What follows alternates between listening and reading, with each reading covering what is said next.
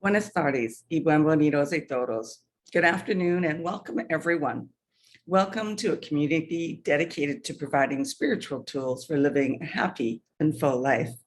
My name is Karina Shearer, and I'm the spiritual director and founding minister here at the Center for Spiritual Living Puerto Vallarta. If you would like to join us for the live Zoom meeting, please contact me for the link and the password. Today is Sunday, May 8th, 2022.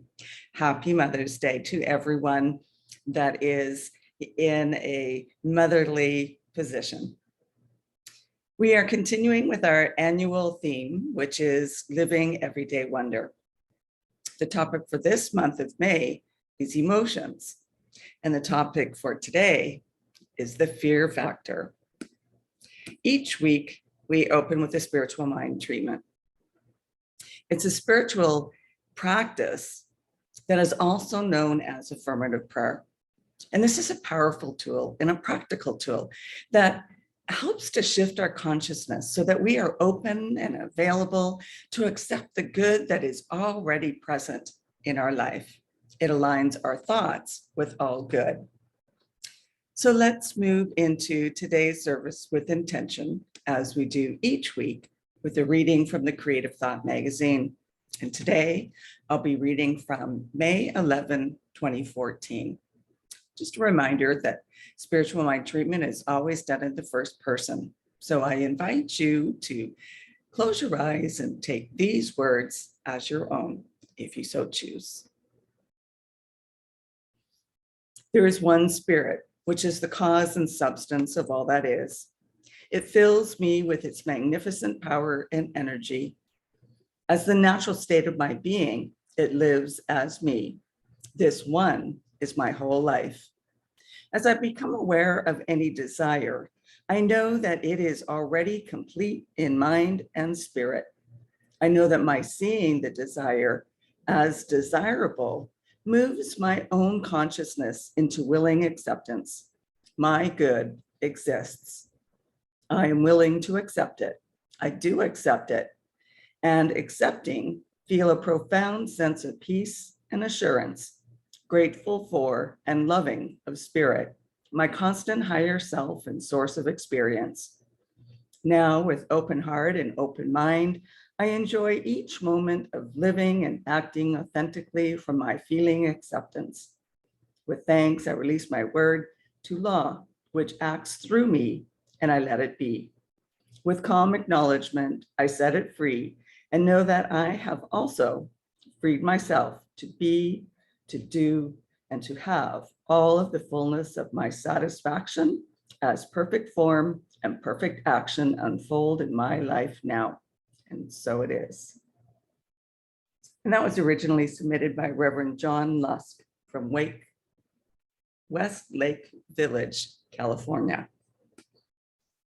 And as we do each week as well, let's together review our purpose, vision, and mission statements.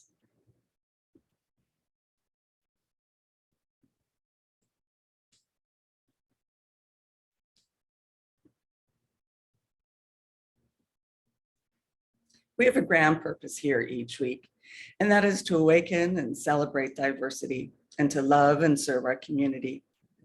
We do this by means of our vision, which is to educate and support each other so we can create the life we desire that works for us right now.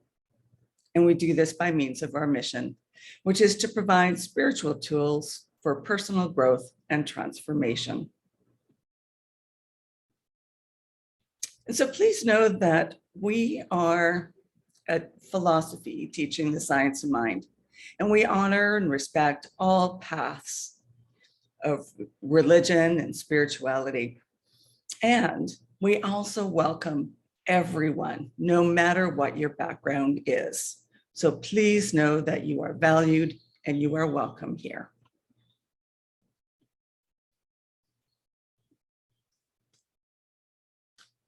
And as I mentioned, we teach a philosophy called the science of mind. And it's a teaching based on new thought and ancient wisdom. We offer spiritual tools and principles to promote personal growth. such as our opening spiritual mind treatment. And as I mentioned, we honor diversity in all aspects so that we can see and appreciate the great oneness that already exists everywhere and within everyone.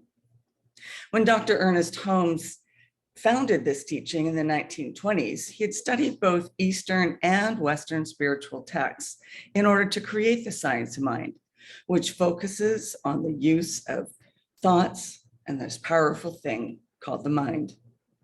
When asked to provide a concise definition of the science of mind teaching, he had replied that it is a correlation of laws of science, opinions of philosophy, and revelations of religion applied to human needs and aspirations.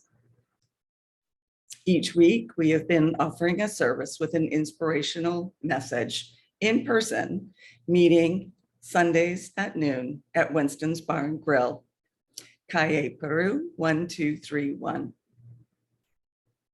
But soon we will be moving to a new location, but there will be further updates on that. In the meantime, if you have any questions or comments, you can either post them online wherever you are watching the replay, chat with me in person, or send me a direct email and I'll be sure to respond. So fear. For too long, many of us have allowed fear to plague our lives and deter us from our good. We have the power to change the narrative and allow faith to lead the way instead of following fear. As I mentioned last week, our emotions are amazing resources that help us learn more about ourselves. Emotions can provide lots of great information.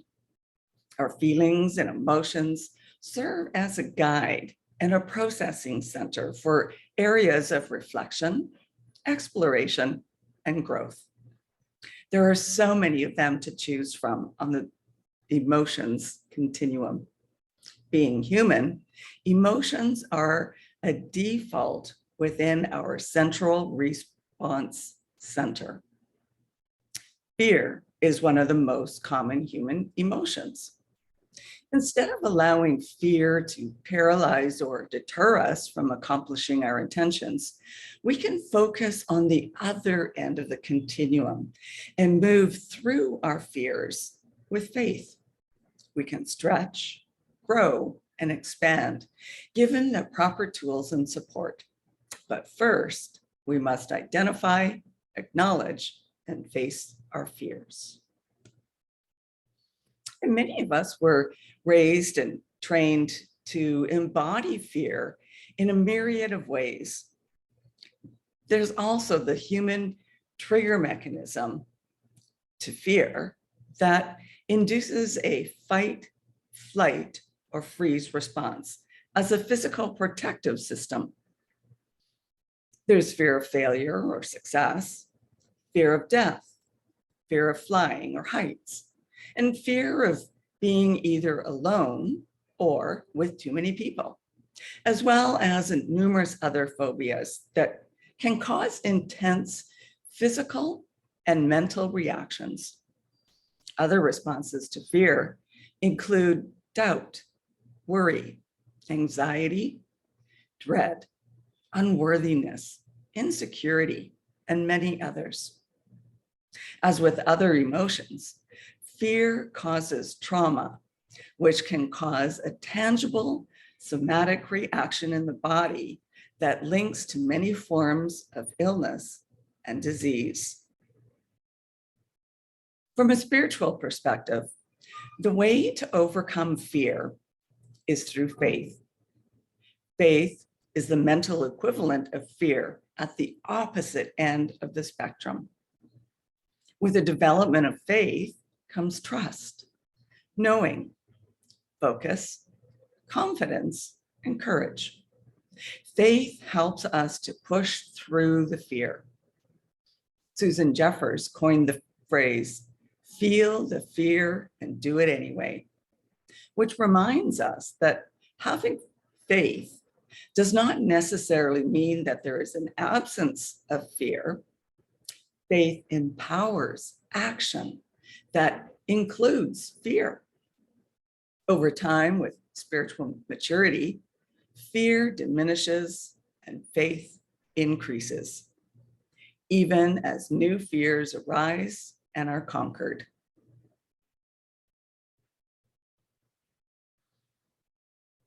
As most of you know, I had knee surgery just over a year ago. And so my left leg is a little bit weaker. And so going to the beach on a regular basis, I'd be afraid to get into the water for fear of getting caught in the waves and not being able to get back up onto the beach. So I would have a friend go with me so that I could hang on to them and use them as a little security to help me get out of that last little bit of the waves and up onto the beach. So it took faith and trust to overcome my fears. Ernest Holmes said this: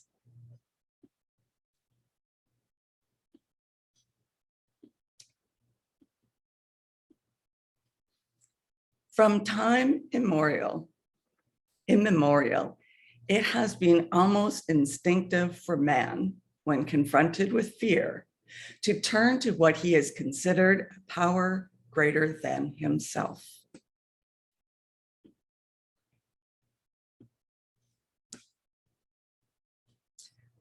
So, fear causes more fear. It intends to draw out the worst in us. Somehow, every insecurity that we didn't even know we had shows up when fear is present. When fear is up, we often assign meanings to things that are based on our insecurities. We can talk ourselves into believing that these things are true because we are fearful and doubtful. A metaphysical acronym for fear is false evidence appearing real, which is based on this premise. We can then become anxious and upset because these fears are happening. Then the fears continue to mount, and sometimes they end up making a mountain out of a molehill. The fight, flight, freeze response can make things worse as we try to protect ourselves based on our fear. We tense up and tighten up, and things get worse quickly. In fact, we usually hold our breath when we're in fear mode and our muscles stiffen. We can talk ourselves onto a ledge with these mounting fears with no place to turn. No good can come from this situation, and escape seems impossible unless we turn our attention towards where we want to go. Fear is our reaction to a perceived threat of hurt or harm, whether it is real or imagined. Ernest Holmes said this: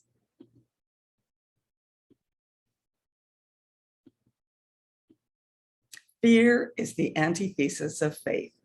Like faith, fear may be conscious or subjective. And if it is to be eliminated, it must be removed both consciously and subjectively."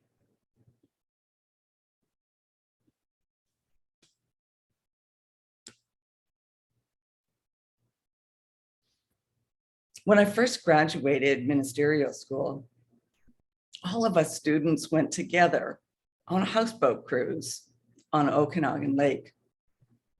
And so we all decided that we would be baptized, if you will, by going down the water slide from the top floor. Well, I was afraid that I'd go too deep into the water and run out of air, and that the Ogopogo lake monster would get me. So many crazy fears. But it was important for me to do this So I had faith and I trusted that I would be okay. I did go quite deep and I was feeling like I was running out of air, but I soon resurfaced. And of course, as you can see, I'm fine. But I faced my fear. Charles Fillmore wrote this: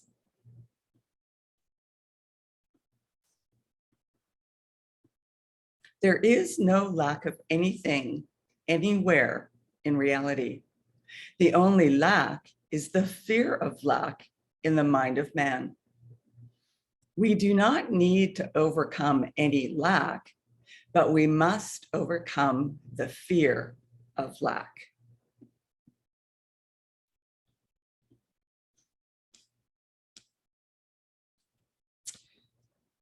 So we must jump off the cliff of faith. When we think of jumping off a cliff, we typically think of crashing due to gravity. However, when we think of jumping off the metaphysical cliff of faith, infinite possibilities abound. This is where healing happens. And we learn that we can actually fly like a baby bird leaving the nest for the first time. Jumping off the cliff of faith requires courage and bringing any fear along for the ride. Eventually, the fear tends to dissipate. This is the moment that we feel the fear and do it anyway. This is where our faith builds and strengthens, because faith is cumulative. Faith doesn't go away when new challenges arise. We may just have to call on it and remind ourselves that we have it within us each new adventure. And I have taken on many new adventures since going down that slide into the lake, including jumping off a boat into the ocean. Given its cumulative nature, exerting faith gets easier with time, even if the situation becomes more difficult. No matter how much fear we have, we can still find faith from within, even as small as the grain of a seed of mustard. That scary monster that we thought was there will probably be harmless. The fear could actually be a misconception or misnomer and not as real as it seemed. In her book, Intimate Conversations with the Divine, Carolyn Myss wrote this: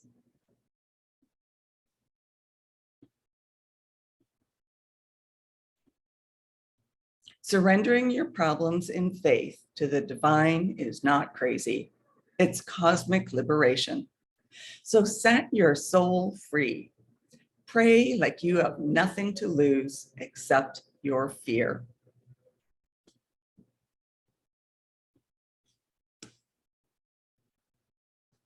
So yes, fear usually involves taking risks. And some people have more or less of a risk appetite than others. The same holds true for fear. Some people may be more risk adverse when fear is present, and other people may be more daring and more prone to take risks despite being afraid. There's no right or wrong answer, because we each must deal with our own comfort levels in life. It may be beneficial for those who are skeptical about taking risks due to fear to face those fears and push past their comfort zones to stretch and grow.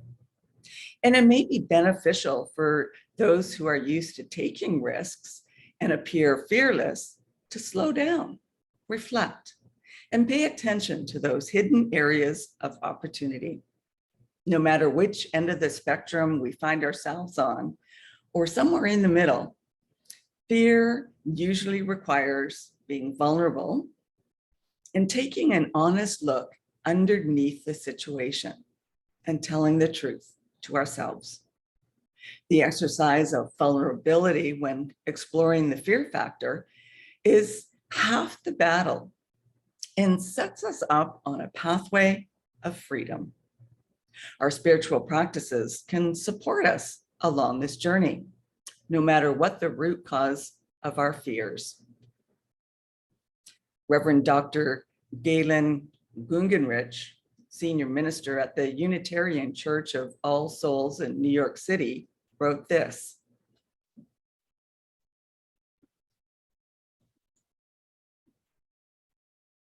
"When I care to be powerful, to use my strength in the service of my vision, then it becomes less and less important whether I am afraid."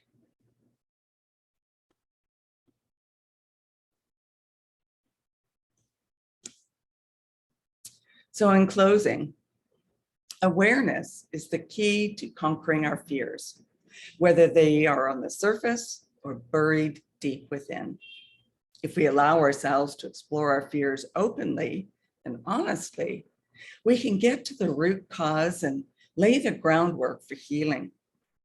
Vulnerability is an important aspect of moving through our fears so that we can peel back the layers and see what's really going on underneath them. If we are willing to stretch and grow, the universe will support our actions with increased capacity to reflect, accept, and release. When we realize that fear begets more fear, then we can act more consciously from this awareness. We can examine our response to the fear factor to see how it drives our behaviors in ways of showing up. We can call forth our faith along with our fears, jump off the cliff of faith to move forward in life despite of our fears. As we feel the fear and do it anyway, we exercise courage, faith, and trust. As we pursue healing and the manifestations of our intentions, we seek freedom from fear as we turn our attention to faith. And so finally, this quote from Michelle Obama.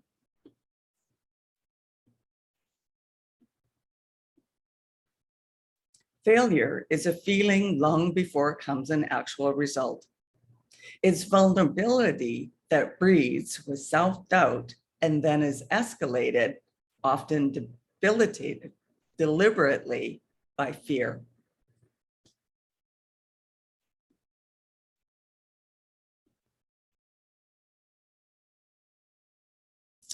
And so that now leads us to our affirmation for the week.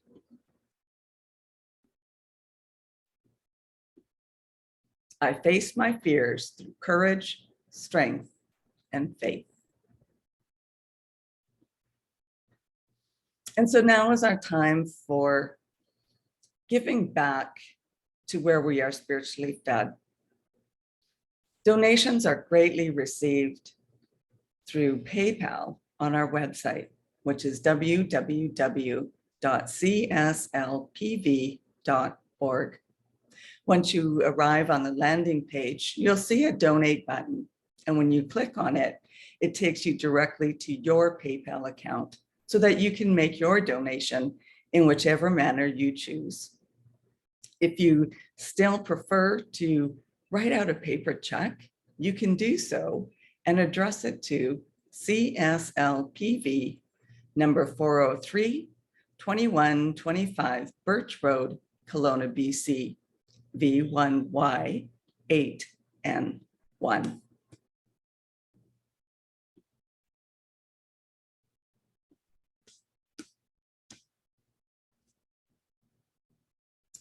Oh, and now if you would like to join me in our Offertory Affirmations. I almost forgot about them. So if you can please join me in saying, I know that my giving blesses and multiplies. All that I am, all that I have, and all that I give and receive. I do give eternal thanks for the abundance that is mine to share.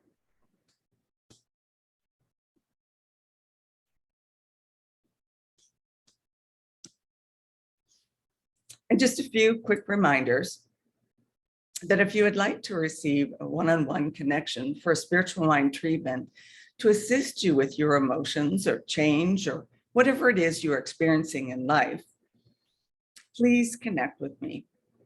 And if you would like to commit to being a member of CSL Puerto Vallarta for this current year, or if you would like to be on our upcoming Board of Trustees, please contact me so that I can be sure to send you the current forms. And I'd also like to remind you to like and subscribe to our YouTube channel and our Facebook page. If you are interested in learning more about the science of mind teaching, we are now offering the course, Change Your Thinking, Change Your Life, which will be held online. And more details can be found on our website.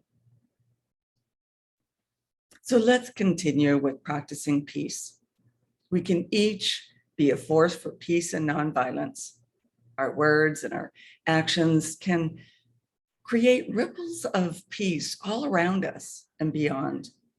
Peaceful living includes acting with compassion, kindness, and consideration.